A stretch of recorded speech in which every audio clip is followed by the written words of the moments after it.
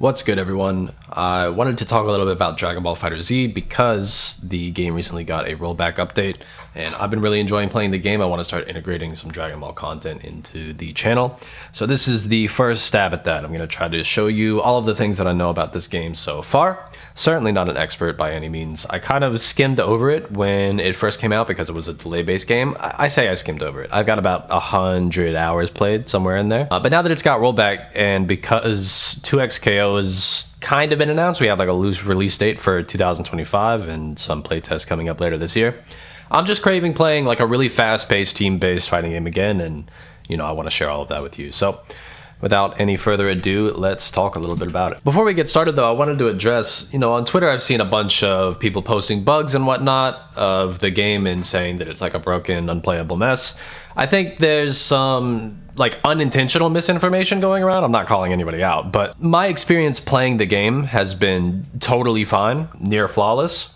I think many of those bugs that people are seeing floating around on social media are spectator bugs, so bugs that might crop up if you were trying to run like an online tournament or something like that. But if you're just looking to get on and play the game and enjoy some matches, I don't think that you're going to run into any problems. Obviously, I can't speak for everybody, but that's been my experience. First, this is a 3v3 fighting game, and it comes with a ton of characters, 44 by my count. Now, many of these characters are not available in the base game. However, on Steam, the Legendary Edition of this game, the one that's going to come with all of the characters, is currently on sale for $44. You can pick it up through there, try the game out. If you don't like it, then you could just refund it within the 2-hour period. If you watch this video and you have a fairly high degree of confidence that you're going to enjoy the game, you could also pick it up on Game Belay for $36, save yourself an additional $8. However, you lose the ability to refund it. I will put the link to the Game Belay down in the description below. The final thing before I get started, I swear to God we're getting started right after this. This game uses numpad notation, so I'm going to be saying things like 2M, 5H, etc. I put a legend on the screen that should hopefully explain what these things mean, but TLDR, if you have a numpad on your keyboard, it's basically going to use those numbers for communicating directions of the stick, of your buttons, whatever.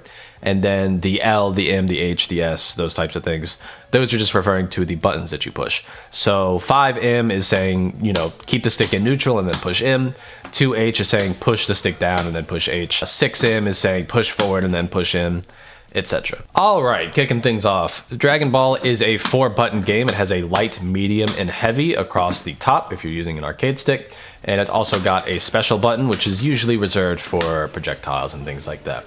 You also have 2 additional buttons for calling your assists. I've called both of them by accident, but you could call them individually. So here's Cell, and here's Piccolo. This game also has what's known as a magic series. So your light buttons can go into your medium buttons, and your medium buttons can go into your heavy buttons. But you can't do what's known as a reverse beat, so you can't go heavy and then go into your lights again, or heavy into your mediums again, or mediums into your lights again. There might be exceptions to this, but that is the general rule. This game does also have auto combos, so for example, if I were to go up and just mash light over and over, you see that Vegeta would do an entire combo. And if I go up to him and I just push medium over and over, I get a different auto combo, right? Some people end up having gripes with auto combos. Personally, I think if you're losing to somebody who's doing a bunch of auto combos, then you have bigger things to be worried about. Auto combos in any game that they exist in are the absolute floor of whatever game that you are playing, and you should not be losing to people that are just doing rudimentary on the floor stuff. You should have excelled past that point. Importantly, however, in this game, your light auto combo string will come out even on whiff, right? And this is important because it will also autocorrect. So if I set Frieza to jump over me, you notice that the Vegeta, his third hit of that light string there, he turned around and faced the Vegeta. So your strings will autocorrect the direction based on where the opponent goes and where they're facing, and etc. Special inputs in this game are also really, really simple. So everybody has quarter circle forward, everybody has quarter circle back, and sometimes they'll also have specials on their like S button. However, there are no DP motions, there's no charge motions, anything like that. It's just quarter circle forward, quarter circle back, doesn't matter what character you're playing. You also have a light version, medium version, and heavy version of the specials that live on those buttons. So for example, quarter circle forward light looks like this, quarter circle forward medium looks like this, and Vegeta's quarter circle forward heavy looks like that. You'll notice that when I do the heavy, this is basically an EX version of this move. So it's much stronger, it goes much further, and you see down at the bottom it uses up half of my bar down there. Something to keep in mind. The special moves that you have on this special button there's no EX version of these, they are what they are. So Vegeta has this Ki Blast, and it's the Ki Blast move. That's what it does. It's what it's going to do every time you do the input. In terms of throws, you have this universal Dragon Rush mechanic, which is done by pushing light and medium. You'll notice that it starts a combo, right?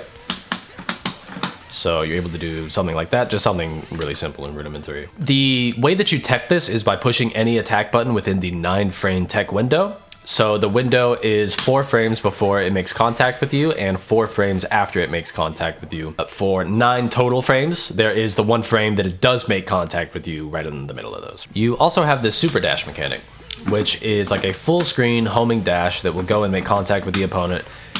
And afterwards, you could either get a combo if it hit, if they happen to block it, then you have your air options. You could air dash back, you could try to follow up with air projectiles, what have you.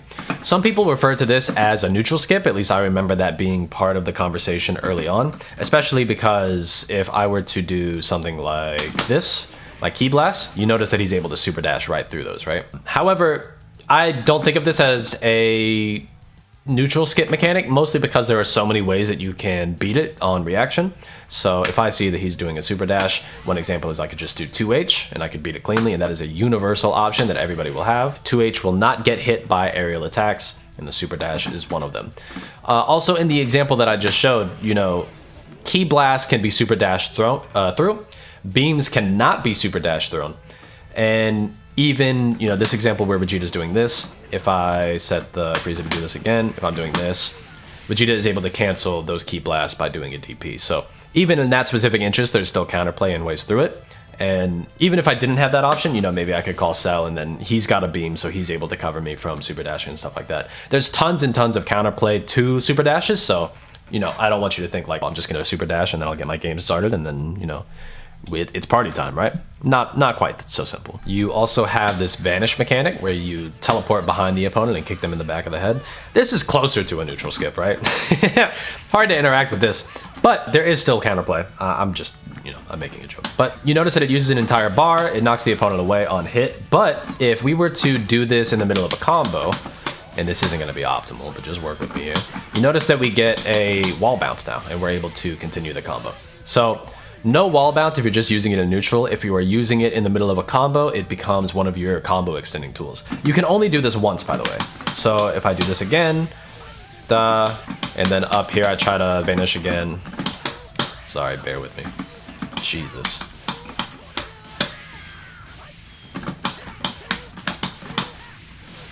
Vanish again. No wall bounce. Ends the combo. Another combo-based resource that you have are the smash attacks. So the heavy moves that your character has, like 5H and 2H, all have this smash property on them, and it's what's causing it to do that camera zoom in and the freeze frame and what have you. That's only going to happen one time in a combo. So an example of this is like if I do this, and then I come up here and then I do this move, you notice it just knocks him up and then he techs, right? If I were to get him into the air without using my smash though, then I could do something like this. And then you get the animation there and you're able to continue the combo, right? So it is a resource that you're only going to be able to use one time per combo, so knowing when you're going to use it can help you to optimize your routes. Also on back special, most characters have a reflect, which is able to deal with Ki Blast projectiles and also some pressure. So I have the Frieza here set to do a little attack string on me. Looks pretty good, right? If I were to, the next time he approaches me, I do this, then I'm able to push him out and I don't have to deal with the rocks after that. Just a very simple use. Important to note that once the opponent has already made contact with you, it's going to be really hard to use that mechanic if they aren't staggering their pressure. So if Frieza just does this again, you can hear me mashing, but I'm not able to get the reflect out. See, what this can mean is that the length of a string combined with your ability to call assist to cover your gaps where your string would normally end means that strings of pressure can last a really long amount of time.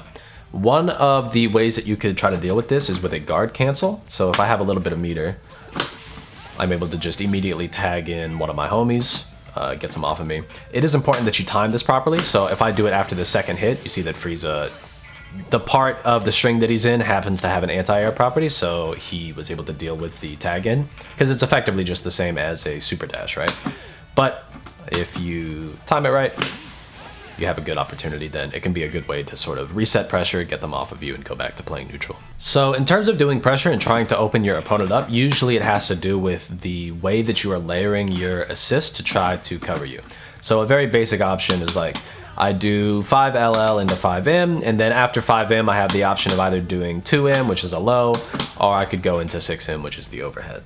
And then if I wanted to combo off of the overhead, then all I have to do is I call an assist, the overhead hits, and then the assist hits, and then I'm able to get something kind of simple going. Another example is you can spice this up. You can make this a lot more complex. So if I do something like this,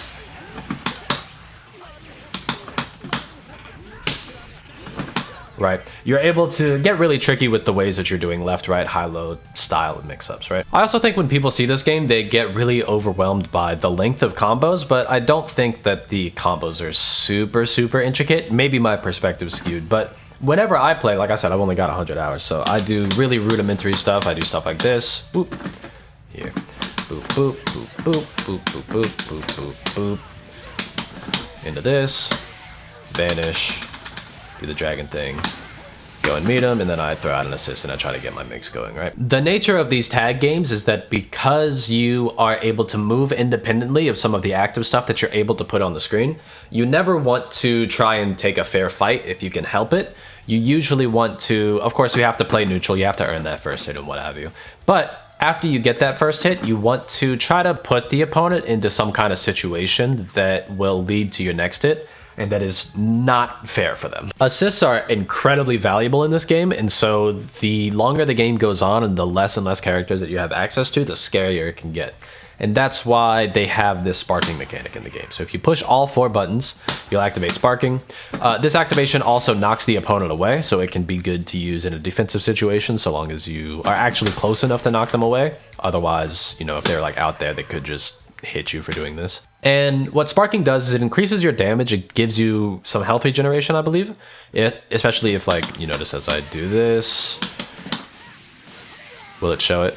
No, it's not going to show it. But normally you have recoverable health if you've been comboed at any point in the game. What it allows you to do is, aside from just giving you damage, it also gives you a bunch of new options and routes that you can do in pressure. The most notable one being that most of your stuff becomes jump cancelable in some way. So like, if I do an overhead, I can't really do anything after that. Like, mashing my fastest button doesn't combo, right? I need my assist to be able to do something after this. However, if I am in sparking and I do an overhead, then I have the ability to air dash after that. And I can get an entire combo for it alone. No assist needed, right? If I, you know, am in sparking, I could also do here. Set to block. Normally, if I were to just do these key blasts, the only thing I could do is the other key blast special and then maybe vanish, and then I get some more pressure after that. However, if I'm in sparking, then when I do this, I can jump cancel. So what that means is that I can IAD, which is an instant air dash. Right, you can get all sorts of new pressure routes going.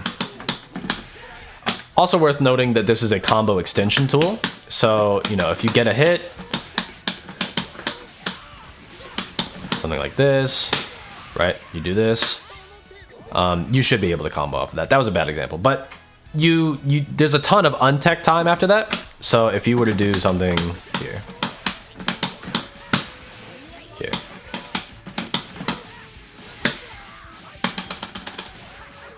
a little bit better, okay?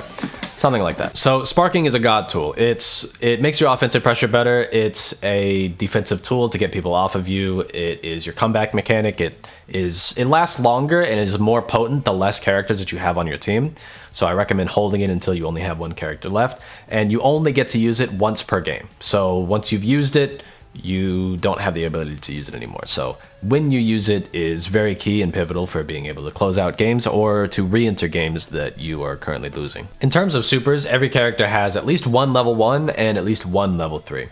Sometimes your level 1s can change depending on the buttons that you use to push them. So as an example, if I do quarter circle forward and L and M at the same time, you see that Vegeta will do this blast straight ahead. If I push heavy and special, however, he shoots it down at an angle, right? If I were to swap in Piccolo, his is even more different than that. If I do forward L and M, then you get this beam, pretty typical for a super. But if I do forward heavy and special, you get Hell Zone Grenade, which is just an entirely different special with entirely different uses, right? So these can be really varied. To do your level 3, you want to push a quarter circle back, and then you will get those to come out. You can also do what's called a DHC, or at least that's what it was called in Marvel. I'm not sure what it's called here. But it's a delayed hyper combo is what it meant in Marvel. So what that means is I do this super, and then my next character swaps in and he does his super, and then my third character swaps in and does his super. Kind of fucked it up because Cell has a short range super, but you could do that, and then that, and then that. So if we wanted to do a level 1 into a level 1 into a level 3, then you could totally do that. Whether that's efficient or not will depend on the situation, if you need to use all of that to kill the character, how important killing this character is, etc. But my belief is, despite, you know, what negative sentiment there might be on Twitter, I think the game is honestly in a pretty good state right now. The roster is very diverse, relatively balanced, and I think this game is much more approachable than people give it credit for. Being able to do the really advanced stuff is like, it's finicky, it's difficult, but it's also like not even necessary. I had been playing this game for a decent amount of time, like I said, about 100 hours. I win ranked matches relatively consistently, and I don't do anything super complex. Now that the game has rollback and I'm not playing in mud underwater, you know, I'm a little bit more incentivized to actually learn some of the harder stuff. I feel like I could actually hit it online now. So that's going to be part of this journey. You know, I want to learn more about this game. I want to learn more about these characters, and I want to get a little bit better at it. And I want to get hyped for 2XKO coming out, all right? It's a good year for Bandai on the Loops channel, eh? All right. I will catch you guys in the next one. Thanks so much for stopping by. I really appreciate it, all right?